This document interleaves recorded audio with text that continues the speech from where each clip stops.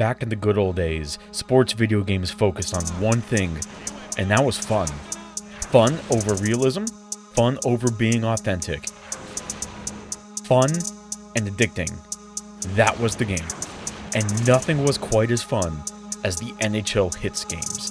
NHL Hitz 2002, 2003, and Pro. Truly legendary games. Will all who wish to die please raise their hands?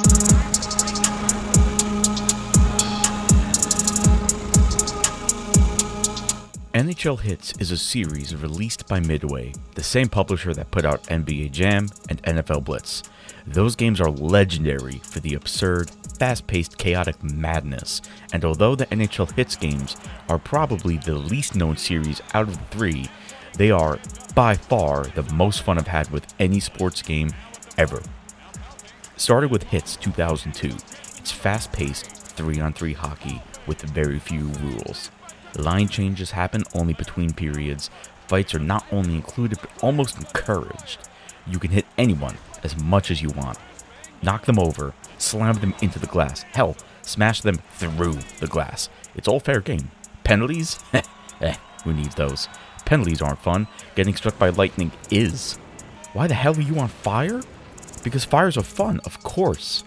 Surely we can all agree on fires. They really do bring us all together, like nothing else quite can. Anyways, if you score 3 goals as the same player, they are on fire, and they become even harder hitters. Yeah, so the better job you do, the better the player becomes. If your team scores 3 one-timer goals in a row, then the whole team is on fire. Basically, the better you are, the more rewards you get. Fights are inevitable.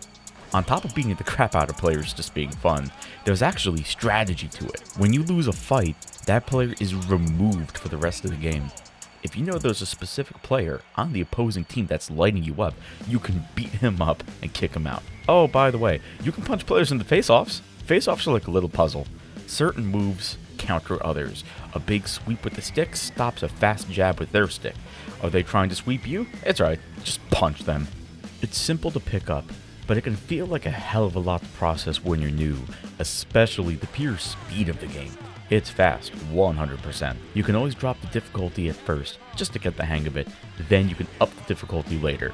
Do not let the speed of the game scare you, don't let it intimidate you. Give it time, and you'll learn. And once you learn, you'll be hooked.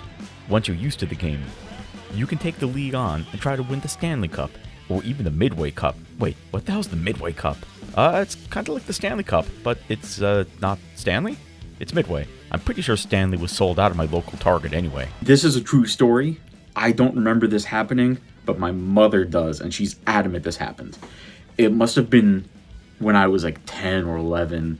Apparently, it was like 3 a.m. in the morning, and my mom woke up to me walking down the hallway to go downstairs to wake up my dad. I was way too young to be up at 4 a.m. for no reason like that. So she came to check on me, and she asked, like, hey, what's wrong? And apparently, I was sleepwalking. And I was like a zombie walking to complain to my dad about the goalie in NHL Hitz because the goalie couldn't make a save, and I lost the Stanley Cup. I wasn't able to get the cup as a kid, but this time I finally won. That was the Philadelphia Flyers. Hey, Flyer fans, I hope you enjoyed this scene. This is as close as you're getting to a cup for probably quite a while, it seems. At the end of games, there are little hockey trivia questions that you can answer to get some bonus credits. Game wins, trivia, and the 2 cups get you credits. These credits can be used to purchase items like classic jerseys, heads, new teams, and ice rinks. Have you ever wanted to play on a pirate ship while it's snowing? No? Well, fuck you, have it anyway. How about hockey disco instead? Not silly enough? It's okay. You can apply cheat codes for more madness, like fast turbo, big hits, and even getting goals for winning fights. NHL Hitz 2002 is available on PlayStation 2, Xbox, and GameCube. It's a little bit more expensive compared to your typical sports game, but it's still pretty affordable. Reviews seem to imply that there are some frame rate issues on the GameCube and PlayStation 2 versions, but I don't have those versions to test. I've been playing it on Xbox and it's been great. Hitz 2003 is more of the same, with just a few extra goodies.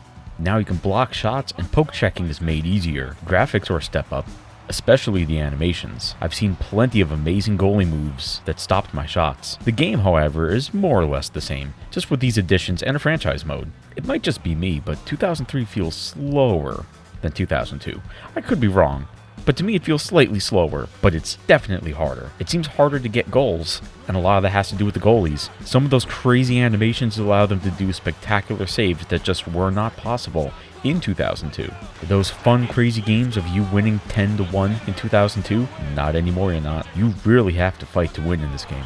I do think it's a bit too much sometimes. They also changed how the on fire system works. In 2003, it's like an energy bar that fills up as you play. You hit the button once, and the current player you are catches on fire. You press it a second time, and then the whole team goes up. One other cool change about 2003 actually has to do with fights. Specifically, after a fight, you get to select who the player that comes in is going to be, instead of waiting till between periods. But also, both teams have to serve a 2-minute penalty, so for 2 minutes, it becomes 2v2 instead of 3v3. The face-offs are more or less the same, except they added more camera angles, and you really have to pay attention, because some of the angles make it difficult to see what your opponent is doing. 2003 also features some minigames, which could be a fun distraction. It has a franchise mode, where you get to create your own team, players, and all that fun stuff. In addition to the players, you can unlock some new gear, which can boost attributes like speed or passing. The combination of creating your own team, leveling them up, getting new gear, it kind of gives you some RPG elements. It could be quite addicting to see your weird as hell custom team slowly get better and better. It's good stuff again, and most people online will recommend this one over 2002. 2003 is probably the one to play between the two. With that said, now we gotta get to Hits Pro. Hits Pro is 1 foot in arcade and 1 foot in simulation. It's not as insane as the first two games, but it's still arcadey. It does feature some pretty big changes. The rink is much larger, for example. Now it has 5-on-5, the fights are different, it has line changes, wraparounds, and a lot more. It still has heavy hits though, trust me. On Xbox at least, the game runs at 30 frames per second, while the first two entries were 60. That said, there's a big overhaul to the graphics, so even though it runs at 30 frames per second, it looks fantastic, and overall the speed of the game is still fast. I personally found Pro to be oddly satisfying. Satisfying to shoot, to score, tackle, and even just speed boosting. I'm not exactly sure how to describe the feel, but I feel like I have better control over my skaters. I feel more connected. There's times in 2002 and 2003 when I go to check someone and I flat out miss. Don't get me wrong, I suck, but not as much. I can't even say it's a skill thing, necessarily, because I've played Pro the least out of the three. It's different, but without a doubt, it still hits. Instead of minigames, it features pickup hockey. Basically, smaller hockey matches that takes place in places like a frozen pond or a parking lot. Something you would do as a kid. You set the rules as you want, and away you go. It's another way to play some fun hockey. The strange thing with this game is during cutscenes and replays, it suffers from frame rate issues. It can be a pain when you're watching a replay of something cool you did, but it's not exactly the end of the world. I first played Pro as a demo of an old Xbox Magazine demo disc. I really enjoyed it, but I never got around to buying it as a kid. It launched in September of 2003, and by that point, I guess I was just focused on Xbox Live and I missed this game. I wish I got it sooner. This is some good stuff. It's also different enough that if you have Hits 2002 or 3, you could justify getting Pro just because it plays different. Or you could be a maniac and buy all three. Games are just different today. We are speeding down a never-ending highway of technology. New tech is great. Better graphics good. Resolution is great. Realism is interesting. I do think we've hit diminishing returns. New hockey games look fantastic. New sports games look more real than ever. I also guarantee in 3 years, the current sports games will be left behind. NFL Blitz, NFL Street, NBA Jam, NBA Street, MLB Slugfest. These games don't exist now. There's a reason NHL Hits 2003 has a cult following, yet no one talks about NHL 13. NFL Blitz is legendary, yet Madden 25 will promptly be left behind in the not too distant future. Games don't have to be realistic. They don't have to be fancy. They just have to be fun.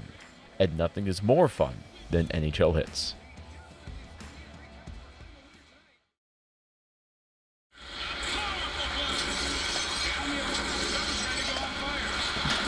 Are you kidding me?